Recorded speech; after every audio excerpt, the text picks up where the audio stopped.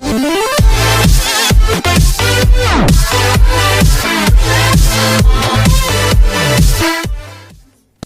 In our online classes. आज हम पढ़ेंगे क्लास 9th का जो मैथ्स का है फर्स्ट चैप्टर संख्या पद्धति यानी कि नंबर सिस्टम। नंबर सिस्टम में हमने मेन चीज क्या पढ़नी है? नंबर सिस्टम में सबसे मेन चीज है हमारा रियल नंबर। रियल नंबर के बारे में हम पढ़ेंगे। सबसे पहले हम पार्ट का नाम लिख देते हैं, संख्या पद्धति। संख्या पद्धति क्या होती है? इसको हम कहते हैं नंबर सिस्टम। नंबर सिस्टम में नंबर सिस्टम क्या है? नंबर सिस्टम में हमारे क्या आते हैं? रियल नंबर यानी कि वास्तविक संख्याएं। वास्तविक संख्याएं किन्हें कहते हैं? आप चाहें तो डेफिनेशन लिख सकते हैं, बट हम क्या करेंगे, एक ग्राफ के जरिए समझेंगे इसको। ये क्या होता है? दो अपरिमेय और परिमेय संख्याओं के संग्रह को ही हम क्या कहते हैं? वास्तविक संख्याएं कहते हैं। परिमेय संख्याएं और अपरिमेय संख्याएं और अपरिमेय संख्याएं। अब मैं हर एक के बारे में लिखाऊंगा तो वीडियो काफी लंबी हो जाएगी, इसलिए मैं आपको बता देता हूं, आप लिख लेंगे उनकी डेफिनेशन। तो परिमेय संख्याएं क्या होती हैं? जिन्हें हम P/Q के रूप में लिख सकते हैं। P/Q के रूप में लिख सकते हैं। क्यों? Rational number equal to P/Q। यहाँ पे या तो मैं हिंदी में लिख देता हूं आपको। परिमेय संख्या, परिमेय क्या होती है? परिमेय संख्या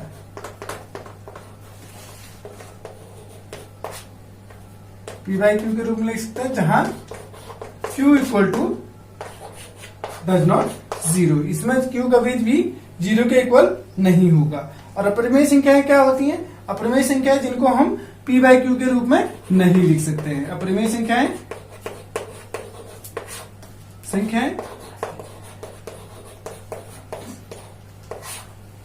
जिन्हें हम P/Q के रूप में नहीं लिख सकते हैं। P/Q के रूप में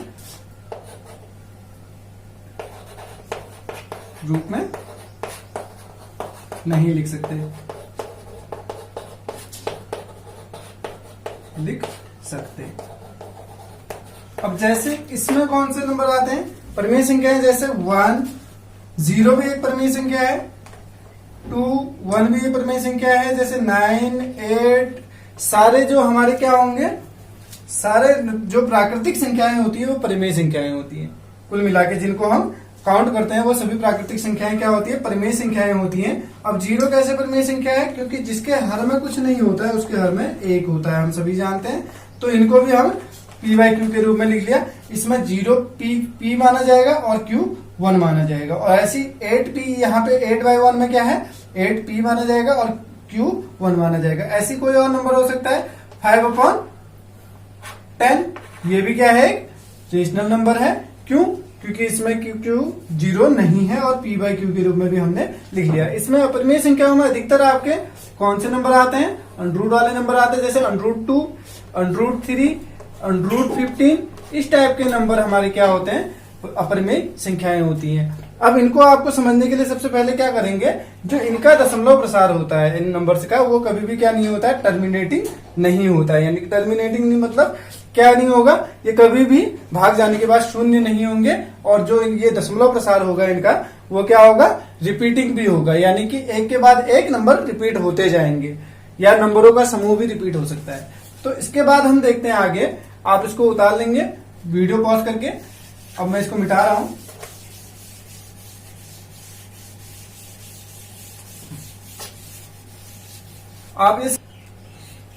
अब हम देखेंगे अपनी एक्सरसाइज, जो प्रश्नावली है हमारी। प्रश्नावली क्या है? 1.1 प्रश्नावली या एक्सरसाइज जो है, एक्सरसाइज 1.1। ये क्या है हमारी? इसमें क्या कहता है? आपके स्क्रीन में दिख रहा होगा क्वेश्चन, मैं पढ़ के सुना देता हूं आपको।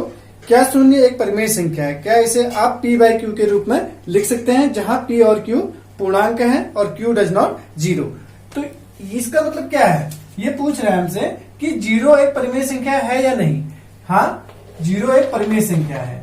सॉल्यूशन फर्स्ट क्या है? 0, हाँ, शून्य एक परिमेय संख्या है। शून्य क्या है? एक परिमेय संख्या है। संख्या है, इसे हम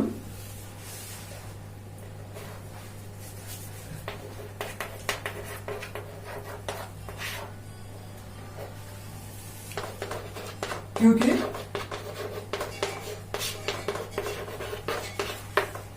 इससे हम P बाई क्यू के रूप में P बाई क्यू के रूप में लिख सकते हैं।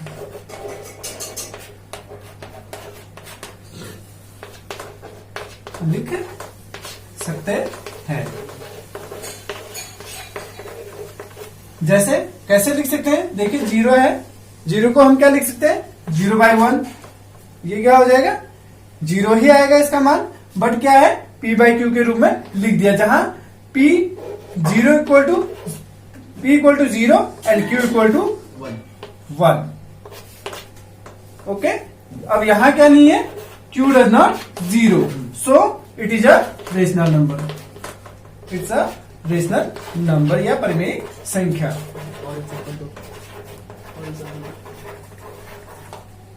ओके, अब नेक्स्ट क्वेश्चन की ओर बढ़ते हैं हम। नेक्स्ट क्वेश्चन क्या कहता है हमारा, क्या कहता है नेक्स्ट क्वेश्चन, नेक्स्ट क्वेश्चन में हमें कहा गया है 3 और 4 के बीच 6 परिमेय संख्याएं ज्ञात कीजिए। 3 और 4 के बीच 6 परिमेय संख्याएं कैसे ज्ञात करेंगे हम, सॉल्यूशन नंबर सेकंड, इसको हमें समझना पड़ेगा। क्या 3 और 4 के बीच, 3 व 4 के बीच 6 परिमेय संख्याएं कैसे ज्ञात करते हैं, 6 परिमेय संख्याएं, तो हम कैसे करेंगे इसको करने के लिए हमको सिर्फ एक ही चीज याद रखना है, जितनी संख्याएं पूछी जाए उसमें एक जोड़ दूं। कितनी पूछी गई है, 6 + 1 कितना हो गया, 7। आपको अब इन दोनों संख्याओं को आपने क्या कर लेना, ये संख्या क्या है 3 है, इसके डिनोमिनेटर में या हर में क्या मान लो, 1 मान लो, इसके हर और अंश को 7 से गुणा कर दो।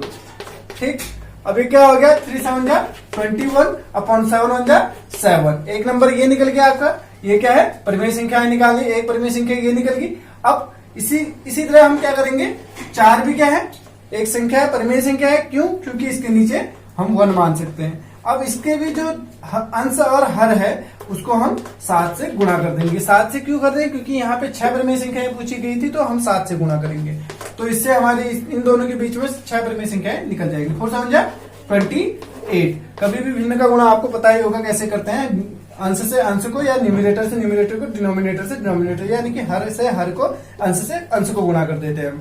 7 1 जा 7। अब देखिए हमारे पास पहली परिमेय संख्या क्या आई, 21/7, और दूसरी क्या आ जाएगी 22/7। अब आप लास्ट परिमेय संख्या क्या है आपके पास, 28/7। अब देख लीजिए आप 22/7, 23/7, 24/7, 25/7, 26/7 और 27/7। तो कितनी परिमेय संख्याएं निकली, आप काउंट करके देख सकते हैं, 1 2 3 4 5 6, ये 6 परिमेय संख्याएं हमारी निकल चुकी हैं। अब हम नेक्स्ट क्वेश्चन की ओर बढ़ेंगे। अब हम देखेंगे अगला क्वेश्चन, जो थर्ड क्वेश्चन था हमारा। थर्ड क्वेश्चन हमें क्या कहता है, थर्ड क्वेश्चन हमें कह रहा है 3/5 व जो दूसरा नंबर दिया है हमको 4/5 के बीच में क्या करना है हमको, 5 परिमेय संख्या के बीच 5 परिमेय संख्या। अब कितनी पूछी है, 5 परिमेय संख्याएं, तो कैसे निकालेंगे, बस सिंपल सा फंडा अपना वही है, पिछले वाला ही। क्या होगा, कुछ नहीं करना है, सीधे से संख्या लिखो। पहली भिन्न कौन सी है हमारे पास, परिमेय संख्या कौन सी है, 3/5। इसको हमने क्या कर देना है, जितनी संख्याएं पूछी गई हैं, 5 पूछी हैं, तो 5 में 1 जोड़ के 6 कर दो, उससे गुणा कर दो इसके हर और अंश को। क्या हो जाएगा ये, 3 6 जा 18 और 5 6 जा 30। तो अब हम क्या कर देंगे, अगला जो भिन्न है हमारा, जो परिमेय संख्या है वो क्या है 4/5। इसको भी हमने क्या कर देना है, 6 से मल्टीप्लाई कर देना है, और 4 6 जा 24, 6 5 जा 30। अब हमारे पास नंबर निकल के आ चुके हैं। सबसे पहले इस परिमेय संख्या हमारे पास क्या है, इसको लिख लेते हैं हम 18/30। उसके बाद लास्ट वाली परिमेय संख्या 24/30, इसको हम यहाँ पे लिख देते हैं।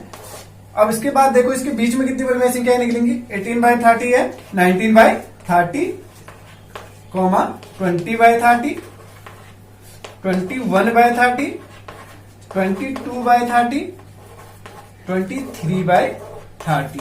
अब आप इन दोनों को छोड़ के इनको काउंट कर सकते हैं 1 2 3 4 5। ये 5 नंबर हमारे बीच के आ चुके हैं। चलो अब हम देखते हैं अगला प्रश्न जो 4th क्वेश्चन है। अब इसमें कहा गया नीचे दिए गए कथन सत्य है या असत्य है, यानी कि ट्रू और फॉल्स बताना। हमने जो स्टेटमेंट है वो कैसे कहे गए, कारण के साथ अपने उत्तर दो। कारण के साथ उत्तर देंगे हम। प्रत्येक प्राकृतिक संख्या एक पूर्ण संख्या होती है। तो सबसे पहले आपको प्राकृतिक संख्या पूर्ण संख्या बता दिया गया है। प्राकृतिक संख्या क्या होती है, पूर्ण संख्या क्या होती है। फिर भी मैं आपको डाउट है तो मैं बता देता हूं आपको। नंबर लाइन पे जो सेंटर पॉइंट होता है 0 होता है, और 0 के जो राइट साइड में नंबर होते हैं वो क्या होते हैं, प्लस में इंटीजर जाते हैं 1 2 3 4। अब देखिए जिन नंबर्स को हम काउंट करते हैं वो क्या होते हैं, प्राकृतिक संख्याएं होती है, यानी कि नेचुरल नंबर्स होती है, प्राकृतिक संख्याएं होती है। ठीक। अब दूसरी बात, अब इसमें कहा गया पूर्ण संख्याएं होती है, कह रहे हैं सभी प्राकृतिक संख्याएं पूर्ण संख्याएं होती हैं। अब जब पूर्ण संख्याएं क्या होती है, फिर जब 0 को भी हम मिला देते हैं प्राकृतिक संख्याओं के साथ तो वो सभी पूर्ण संख्याएं होती हैं। अब एक चीज ध्यान रखिएगा, क्योंकि हर नंबर के साथ 0 एक कॉमन नंबर होता ही है, तो ये सभी प्राकृतिक संख्याएं पूर्ण संख्याएं होती हैं। ओके, तो अब हम देखेंगे अगला प्रश्न जो हमारा इसका सेकंड पार्ट है। वो क्या है, प्रत्येक पूर्णांक एक पूर्ण संख्या होती है। तो आप जरा विचार कीजिए कैसे हो सकता है ये। अब मैंने आपको बोला पूर्ण संख्याएं क्या होती हैं, जब प्राकृतिक संख्याओं के साथ जब शून्य को भी सम्मिलित कर देते हैं तब वो पूर्ण संख्याएं होती हैं। अब पूर्ण संख्याएं कौन सी वाली संख्याएं नहीं होती हैं, 0 के इधर साइड जो लेफ्ट साइड में जो ऋणात्मक पूर्णांक होते हैं यानी कि निगेटिव इंटीजर होते हैं वो क्या नहीं होते, पूर्ण संख्याएं नहीं होती है।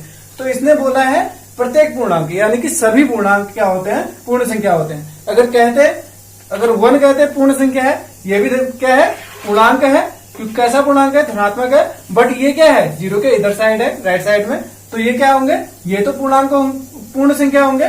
बट जो 0 के इधर साइड लेफ्ट साइड में है, माइनस में 1 है, माइनस में 2 है, या माइनस में कोई भी नंबर है, तो वो क्या नहीं होगा, पूर्णांक पूर्ण संख्या नहीं होगी। अब सपोज करो हमारे पास -2 -3 -7 या कोई भी नंबर -100 में होता है, या -3/2 होता है, या -4/5 होता है, ये क्या नहीं होगा, पूर्ण संख्या नहीं हो सकते। क्यों, क्योंकि ये क्या है, माइनस में है। इसका अगला प्रश्न भी देख सकते हैं। प्रत्येक परिमेय संख्या एक पूर्ण संख्या होती है। प्रत्येक परिमेय संख्या आपका पूर्ण संख्या नहीं हो सकती है। क्यों, क्योंकि जो माइनस में जो परिमेय संख्याएं हैं, -3/2 जो मैंने ऊपर लिखा, -4/5 या -5/10 जो नंबर हैं वो क्या नहीं है, पूर्ण संख्या नहीं है। क्यों, क्योंकि जो ऋणात्मक पूर्णांक होते हैं वो कभी भी पूर्ण संख्या नहीं हो सकते। इसके साथ हमारा ये चैप्टर खत्म होता है। एक्सरसाइज जो है 1.1 वो यहाँ पे एंड। अब अगली जो एक्सरसाइज है हमारी 1.2, इस 1.2 एक्सरसाइज को हम अगली नेक्स्ट वीडियो में करेंगे।